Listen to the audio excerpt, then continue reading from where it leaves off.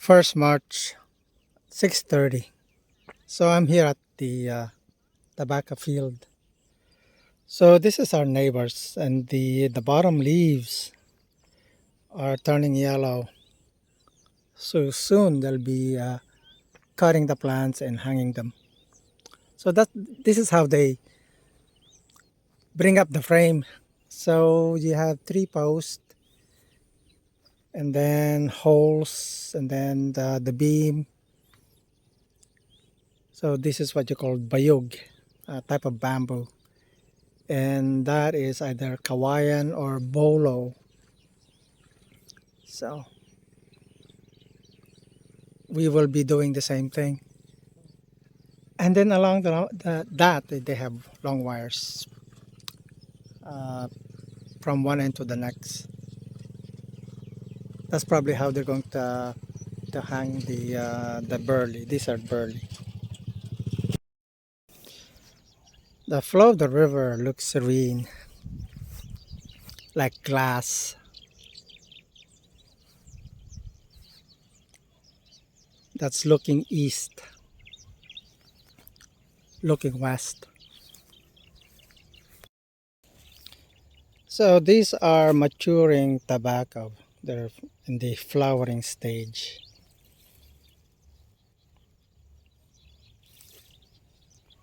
The when my parents were growing tobacco, I remember these tobacco to be tall, but these tobacco breed they're short, not as tall as I remember them to be.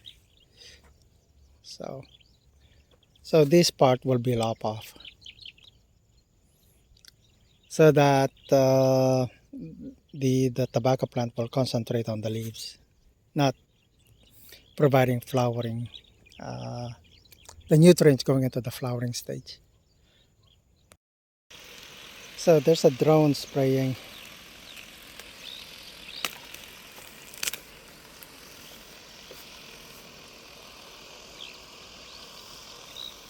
It's probably the height is probably like let's see, 8 to 9 meters high from the ground. So there's an operator here somewhere. So these are GPS mapped. Maybe someday I'll have a drone. Someday. But actually, to do these things, you gotta. Well, I don't know. I mean, it's my first time, so these are broadleaf, so it's kind of hard to spray in between tobacco plants. So interesting how technology has gone a lot farther than uh, I see. It's interesting. So these bayog are are stuck here. Once the tobacco is completed, the frames are pulled off and simply placed in an area and covered with tarp. From what I understand, these last several years. So that's how hardy this type of bamboo is. Don't have to spend budget for next year tobacco season. So these posts are installed or dug in. They use the auger to create the hole and then install the post. And then they use this sort of method. I can't bring that up. So this one is looser. So sort of a nail. So instead of using wire, GI wire, they use this sort of a nail to in place the beam member. I thought that's good. Why use wires when you could do this? So this is my tobacco field. There's lots of weeds. The challenge is having a person that works for you that is able to execute the job. I mean, you can't be watching these and says, I'm not gonna do anything. Right now, everything is out of pocket. I'm paying for the labor to take the weed out. So what is my tobacco farmer doing? Watching. So not a happy camper. But oh well, that's just what you call learning experience. This is what it is. You gotta learn what's not to do and what to do, and I mean that's the weeds overgrown. So can we recover? What is the recovery plan? Thinking like an engineer.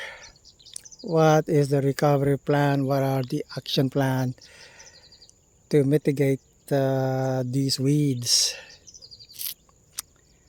The recovery is to start de-weeding, and for future plans, make sure all of these are executed. Being a new tobacco farmer, I mean, you gotta experience all of these type of challenges. So fertilizer is being applied. I don't know if that's the right method to apply. So Jean Claude is over there. I bought a tool to help apply the fertilizer. So fertilizer is applied on the side. Is that the right method? Being new to this, is that where it should be applied?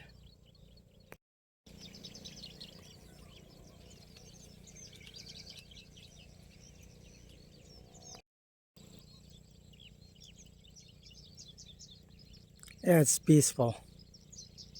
Like, oh, the life of a farmer. Hard.